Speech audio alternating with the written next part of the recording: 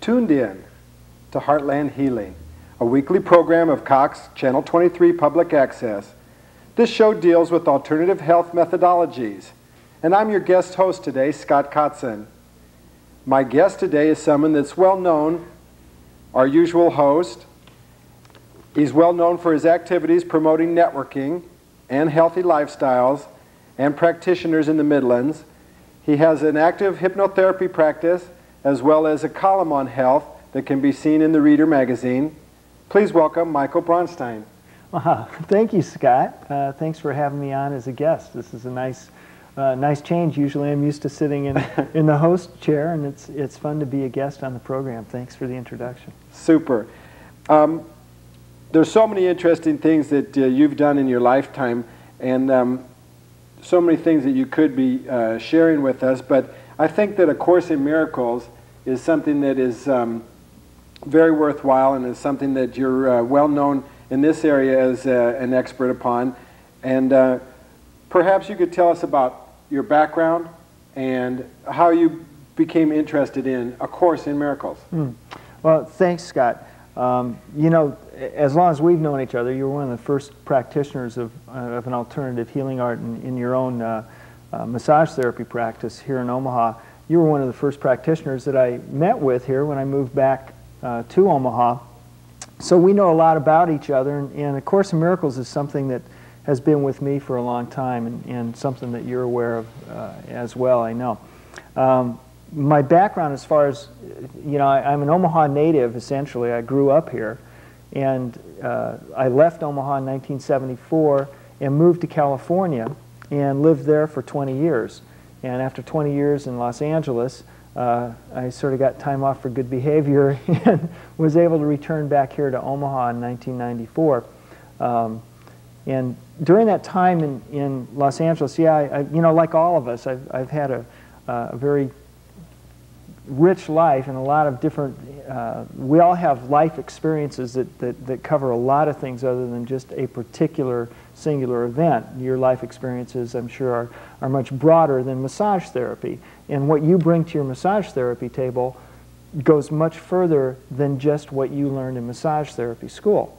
And some of the things in my background that I bring to my practice now include just basically relationships and working with people. I worked in the music industry, and it was in 1983 that I first became aware of A Course in Miracles, and it does indeed seem fitting that we're talking about A Course in Miracles tonight on Heartland Healing, because so much of the focus of A Course in Miracles is on healing.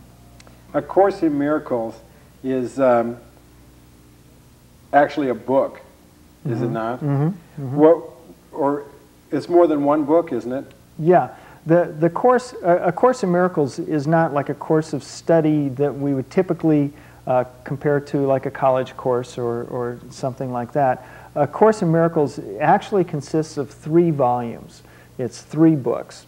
And that's what the course is. If a person went to a bookstore right now to buy A Course in Miracles, they would probably find it in a single book, because the more recent editions have taken all 3 of the books, all 3 of the volumes, and put them together in a single book. It consists of, the Course in Miracles consists of Volume 1, which is a text, Volume 2, which is a workbook for students, and Volume 3, which is a manual for teachers.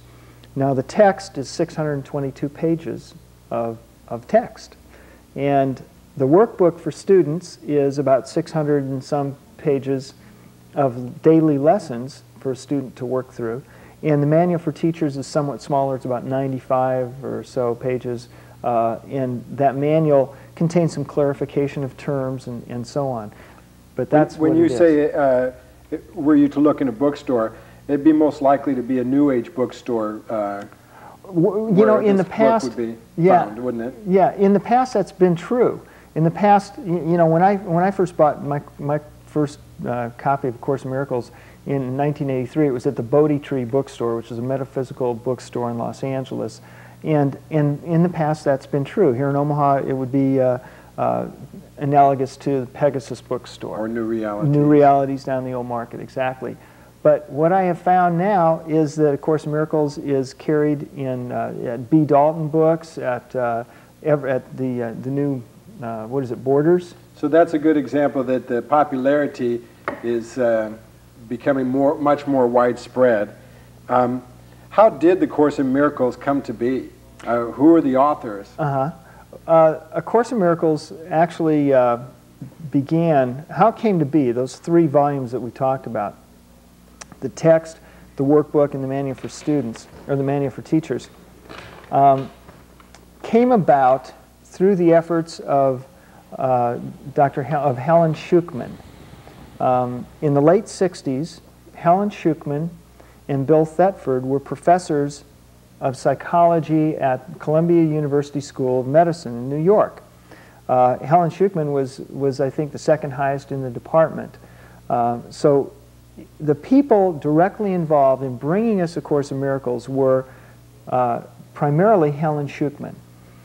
And as I said, she was an associate professor of psychology at the Columbia University School of Medicine. What happened is that the Course in Miracles is a direct result of Bill Thetford and Helen Schuchman actually making the decision to ask about a better way to make a relationship work. And specifically, it was their relationship. Bill Thetford came to Helen Schuchman one time, and he said, you know, there's so much conflict going on in our staff meetings and in the work environment here. There's got to be a better way. And she said, yeah, I agree with you. There must be a better way. Well, they asked themselves that question, but they didn't really sit down and say, well, let's hammer out a solution. But they offered up the question. About 3 months later, Helen Schuchman became aware of an energy and of a need to sit down and begin writing. And she became what is known as the scribe of A Course in Miracles. In other words, she wrote the Course in Miracles, physically wrote it. That doesn't mean she composed it. It means that she physically wrote it down. Are you implying that perhaps this material was channeled from a greater source than one individual? I would say, yeah, I would say certainly if you're considering that it's that greater source of one individual, it was not the work of Helen Schuchman intellectually. It was taken down in a manner that is very often consistently called channeled information, that she was the scribe of that information. And that information was set down starting in the late 60s and finishing up in the very early 70s, 72 or so, 72 or 73. So that makes sense on why it's really not The Course in Miracles by Helen Schuchman. Actually, her name doesn't appear as the author or on the title page or anything like that. Exactly, exactly. When you buy the book, for example, I've got the three volumes here, kind of worn, but this is the text, and this is a workbook, and this is a manual for teachers. When you buy it, you know, it just says A Course in Miracles, Foundation for Inner Peace. It's published by the Foundation for Inner Peace. And you know, Bill Thetford, I think, was asked, why is there no authorship credited? And authorship in A Course in Miracles is very much kind of an issue. But why is it not associated with a person? And the response was, well, you know, it didn't seem appropriate. It's not a cult. It's not, you know, when you associate something with a person, it can very easily become a cult. And Helen Schuchman in no way is taking credit for what's in the text. Well, let's get into some of the details and give more of a picture of just what the Course in Miracles is. Okay. Is it a difficult course? Is it tell us a little bit more about it. Okay, please. okay, good. It's called A Course in Miracles, and as I mentioned before, the first volume is a text. And you asked a great question. Is it a difficult course? And in the Course in Miracles, actually, there's a segment in it where it is said it is not hard, but it is different. And that sort of points out a real key idea. It isn't hard, but it is different. If we take a different stance, and instead of seeing something as hard and see it as different, it's a lot easier for us to make change and to accept that. The text itself is 622 pages of a theoretical underpinning. It's the theoretical basis of the course, and it gives us the intellectual understanding. So if a person wants to sit down and figure it out, you know, if they can refer to the text, and it gives an intellectual understanding of what A Course in Miracles is about and the principles of A Course in Miracles. The second part of it, the second volume, is a workbook for students. A Course in Miracles is a practical course. It's meant to be applied to our life. Remember, it came about as a request of two people to make the relationship better. Would it be fair to say that A Course in Miracles has more to do with the miracles of everyday life rather than a story about miracles that have happened in the past? Exactly. We are all entitled to miracles. Miracles are a natural event. Miracles are natural in our natural part of life. When miracles aren't occurring, there's something that's blocking them. I mean, we've all experienced that sort of different state of mind. Sometimes, you know, maybe an example might be, you know, the telephone rings and it's somebody that you were just thinking of, you know, that hasn't called you in 3 years. We're all aware of a little bit different reality, and that's the normal and natural state. The normal and natural state is for miracles to occur.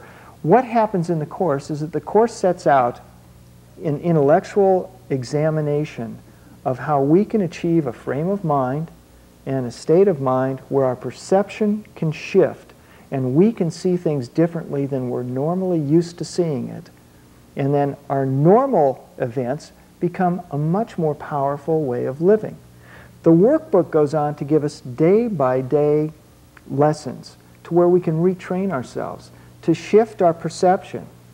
The perception that we have of this, quote, real world is that things out in the real world are the cause of things that happen to me.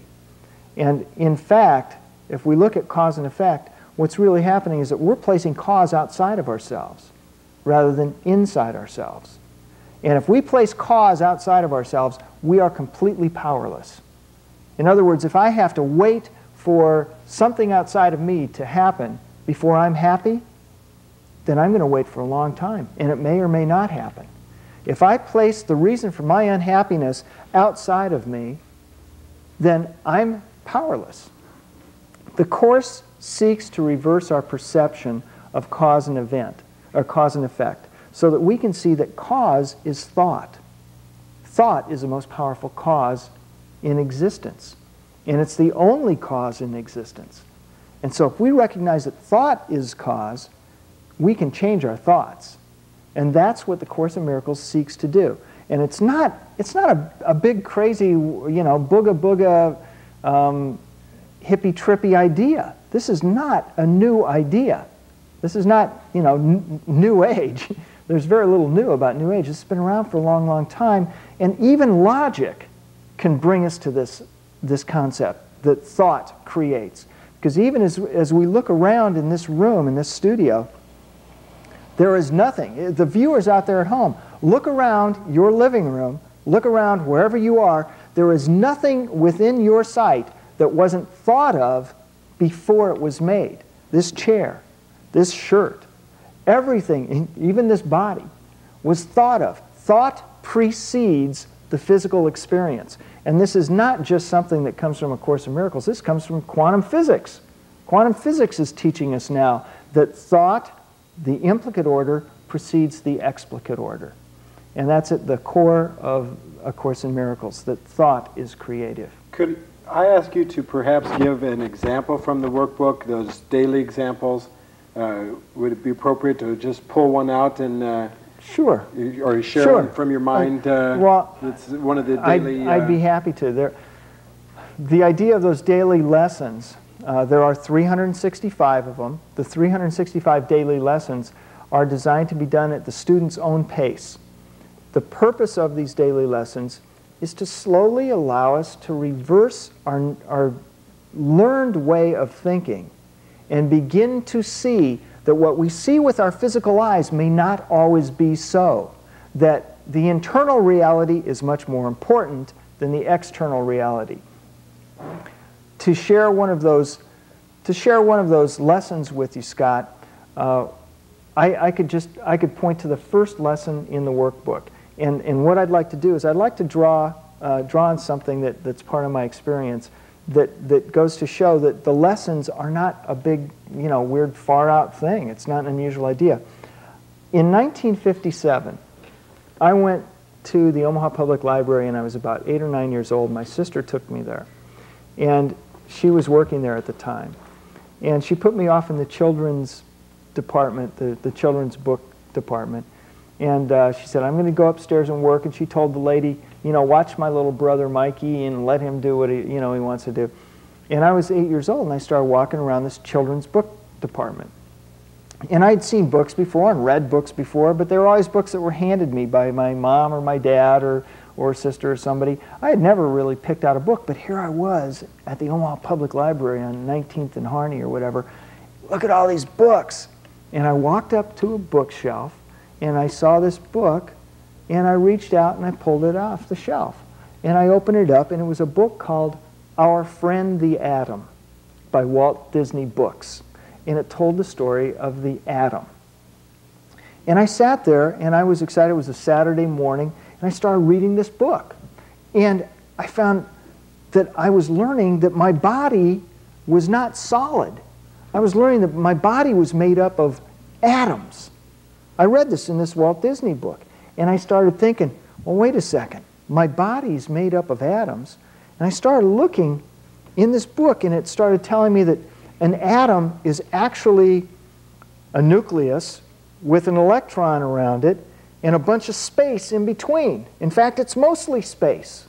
Here's an atom, and it's made up mostly of space. I started looking at my body, and I said, wow, my body is actually made up mostly of space. I don't get it. I mean, it looks like it's solid, but this book is telling me, and I had learned, we all sort of like learn by osmosis, I had heard about atoms, and I'd seen things on TV, and so I started thinking, wow, everything that I'm looking around and looking at looks like it's solid, but this book is telling me that it's not. And I just kept thinking about this. This is weird. This isn't real. This isn't really what the deal is. And that was in 1957. In 1983, when I got the Course in Miracles, I started working with the workbook. And I'm glad you asked that question, because now I can read to you the very first lesson. And I'll read the words. Great. To answer your question. The words of the first lesson are, nothing I see in this room means anything. And that's very much akin to the feeling that I got when I was 8 years old, and I learned what I'm seeing with my eyes isn't the way things really are. The way things really are, according to the physicist, is I'm a bunch of empty space. So the first lesson, nothing I see in this room means anything, goes on to say, I don't know what they are. I don't know what this really is. I don't really know what this body is. I thought I knew what it was. I thought it was solid. But in truth, it's just energy. And that really sort of gave me a new way of looking at things. And if I go on in the Course, I begin to see that the things that I see are very much based on a physics idea of reflected light, of something that just isn't the way it actually is to the physicist, the way a physicist would look at it, and that I can change the way I look at things as well. That's interesting. Maybe you could tell us a little bit more about cause and effect and the way that the Course looks at, or how can we change our lives in accordance with some of the precepts that you may find in the Course. Isn't some of the subjects that I'd like you to bring in would be healing and forgiveness? Because I know that those are two major aspects from what I've understood. Right. Well, like I mentioned, we've been talking about, the Course in Miracles is very involved in reversing our everyday idea of cause and effect. in reversing our everyday idea of cause and effect, what I mean to say is that typically we all think that cause is out there. Cause is, quote, out there somewhere. That I'm in a bad mood because my boss yelled at me. I'm in a bad mood because my client didn't show up for an appointment on time. I'm in a bad mood because I have a flat tire. And that cause is out there. That very much keeps us powerless. What we're beginning to see in healing, what we're beginning to see, I know in your practice as a massage therapist at the YMCA, I know in my own practice, and an example would be the Dean Ornish program out at Emmanuel Heart Institute. What we're beginning to see, the change in emphasis in healing in America, is an empowerment, making the patient/client empowered to create change, to create our own healing. That's what the Ornish program's doing. That's what massage therapy does. That's what hypnotherapy does. That's what healing does. It makes healing come from the only source that there is. So you would recommend A Course in Miracles for a person that was interested in taking charge of their own health?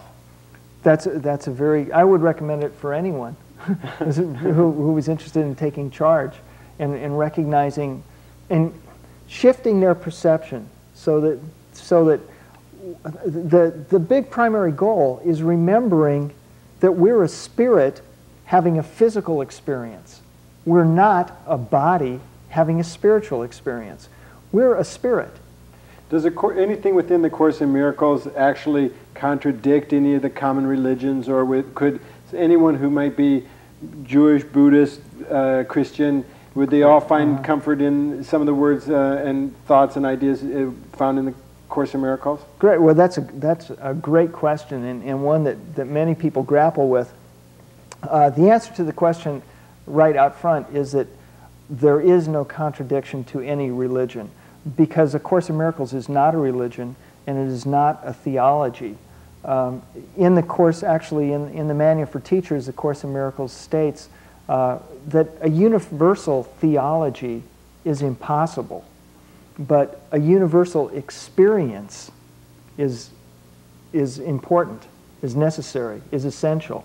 And so the Course in Miracles does not take a position on any kind of religious idea or thought.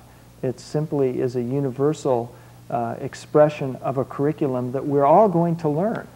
You know, we're all going to learn this curriculum, and it in itself states that it is just one of thousands of courses. It just happens to be the one that we're sitting with right now. If someone is watching this program today here in Omaha, where could they go to find out more about A Course in Miracles? Oh, that's a good question. Of course, they can always call Heartland Healing. We got to plug our own program. There you go, and the number's right across the screen. Okay, 639-1403. You can always call Heartland Healing to find out about any of the guests or any of the information or anything about an alternative healing art that you might be quizzical about. But in addition, there are a number of what are called Course in Miracles classes that occur all around the world. Here in Omaha, there is at least the one that is at the Unity Church. And once again, A Course in Miracles is not a theology. It's not affiliated with any kind of theology. It's affiliated with a course of thought.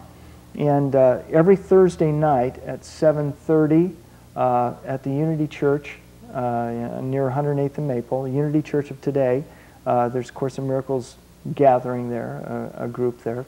Anyone who's ever traveling, it's very easy to find Course in Miracles groups, usually through Unity churches and a number of places all over the world. Well, it's been a pleasure hearing about your enthusiasm for A Course in Miracles, and I know that a lot of close friends of mine have been really touched and moved by the words and the ideas that they found in A Course in Miracles. What could we also find that could have been written about A Course in Miracles, or is there any other confirmation that we might find? Is there any New Age authors that you may know of that also think the Course in Miracles is great, as well as yourself and Right. myself and our friends. Well, you know, I mean, one thing is that people turn to things when they work. When you begin to see and experience change in your life, you start wanting to do that, and that's where the power comes from. In looking at and thinking about other authors, of course, Marianne Williamson has her books that she's exposed a number of people to Course in Miracles, and Gerald Jampolsky has books. But I always refer people to the primary source. There's nothing better to experience A Course in Miracles with than working with A Course in Miracles. Other books about A Course in Miracles are just books about A Course in Miracles, and they might guide someone to it. But the Course itself must be learned as A Course in Miracles. That's I always recommend people, hey, go to the source, you know, ride the horse, you know, don't just watch it. Although, you know, I did bring a couple books. I did bring that book I was talking about, whoops, Our Friend the Atom. Believe it or not, this book, this is a little bit of a miracle. If we have enough time, I'm going to tell you about this. About a month ago. Minute. Okay, we have a minute. Thanks, Scott. A month ago, I've been wanting this book for 40 years or however many years. A month ago, I was down the old market with my friend Janelle, and she said, you know, I'm going to find you that book one of these days, and I'm going to buy it for you. 2 minutes later, we were standing in front of a bookshelf, and this near-perfect copy, I mean, this is just perfect, it's still got the dust cover, popped out of the shelf, and here it was. And I don't know, you know, who cares if it's a miracle or not, but it sure was fun to experience. Well, it's been a pleasure hearing about your enthusiasm for A Course in Miracles, and I know that there's a lot of other things that you would have to share with our audience about Course in Miracles, about healing, about your hypnotherapy practice, and also about the networking that you do with all the different practitioners that have been on this program and you've written about in the Reader. And so I encourage people to use the telephone number that we have scrolled across the screen. Heartland Healing is a nonprofit group that is based on helping people and turning people on to the alternative practitioners for healthy lifestyles here in the Midlands. Thank you so much for tuning in, and it's been our pleasure to be with you. Thank you very much to our staff, and we love you. Bye-bye. Thanks a lot, Scott.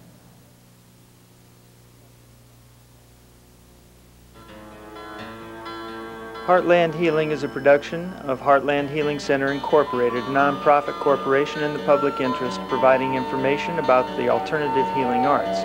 For more information, call 639-1403 or email heartland2@aol.com. This program is intended as a source of education and information, not as medical advice or counseling in any respect.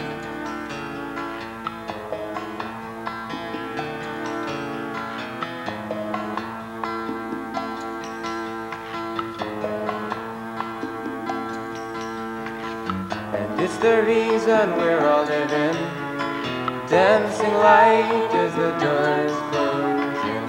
You give a scream, there's someone there, someone to care, someone to care, someone